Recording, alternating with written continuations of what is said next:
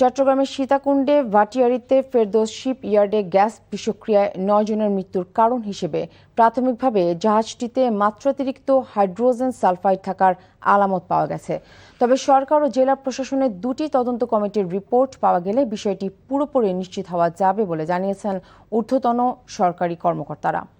সকালে সীতাকুণ্ডের দুর্ঘটনা কবলিত শিপ ইয়ার্ডটি পরিদর্শন করেছেন শিল্প মন্ত্রণালয়ের সচিব আব্দুল নাসের খান, চট্টগ্রামের জেলা প্রশাসক জাহিদুল ইসলাম মিয়া, পুলিশ সুপার মাসুদ আলম সহ সরকারের একাধিক কর্মকর্তা।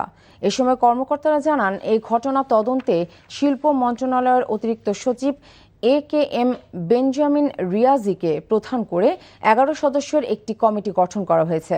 এছাড়াও সরকারের বিভিন্ন সংস্থা কয়েকটি উচ্চ পর্যায়ের কমিটি গঠন করেছে। এসব কমিটিকে ঘটনার আগে ও পরের বিস্তারিত বিষয় নিয়ে পূর্ণাঙ্গ প্রতিবেদন দ্রুত দিতে বলা হয়েছে। তদন্তে কারো অবহেলা পাওয়া গেলে সেটিও খতিয়ে দেখা হবে বলে জানান কর্মকর্তারা।